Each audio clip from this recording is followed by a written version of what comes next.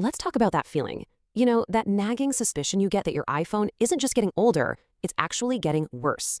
Well, today, we're going to find out if you're right. You know exactly what I'm talking about, right? That moment of pure frustration. Your iPhone, which used to be lightning fast, now feels like it's trudging through mud. Apps take just a little too long to open. The keyboard lags behind your thumbs. Scrolling feels sticky. You've closed all your apps, you've restarted it a dozen times, but that slowdown just won't go away. If you've ever felt this, trust me, it is not just you. So, what is really going on here? Is your phone just getting old and tired? Or is there something else at play? Something happening behind the scenes? Well, let's dig in and solve this little mystery together. Okay, so first things first, let's look at the usual suspects. The first thing we all think is, I probably just have too many apps and photos. And look, sure, a totally full phone can get sluggish, but that's not the whole story, not even close. This slowdown happens even on phones that have tons of free space, so it's a much deeper issue than just a little digital clutter. All right, so the next common culprit is the big annual iOS update. You install the shiny new software, and bam, suddenly your older phone feels a whole generation behind. And to be fair, there is some truth to this. New software is pretty much always built for the latest and greatest hardware. But that only explains a tiny part of the problem. It is not the secret reason for those really dramatic slowdowns that so many of us have felt. So, okay, if it's not our apps, and it's not just the new operating system, then what is it? What is secretly pulling the strings and controlling your iPhone's performance from the inside? To really get what happened, we've got to go back in time a little bit. The whole story really kicks off in late 2016.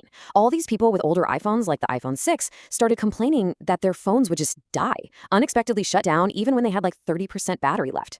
A year later, a user on Reddit ran some tests and found something pretty shocking, a direct link between the age of the battery and the phone's processor speed. The theory just exploded online, and in December 2017, Apple was finally forced to respond. And this was their response. Apple straight up admitted it. Yes, they were slowing down older iPhones, but in their eyes, this wasn't some kind of flaw. They actually called it a feature. Yep, a feature designed to smooth out performance to stop those phones from shutting down.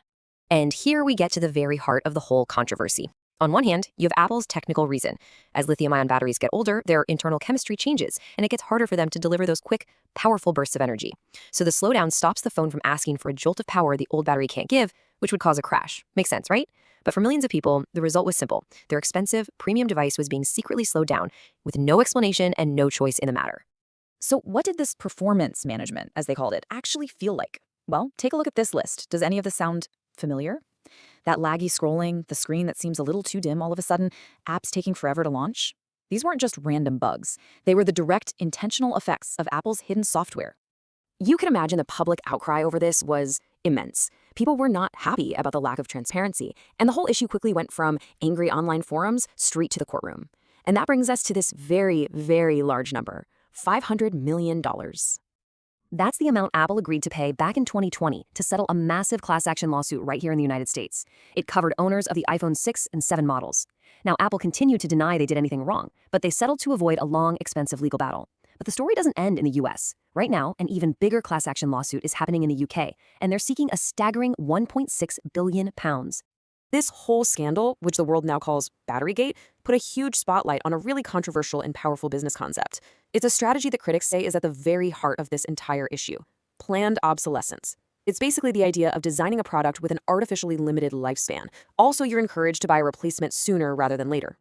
Now look, whether Apple intended for this to happen or not, the effect was a perfect cycle of obsolescence. Here's how it worked.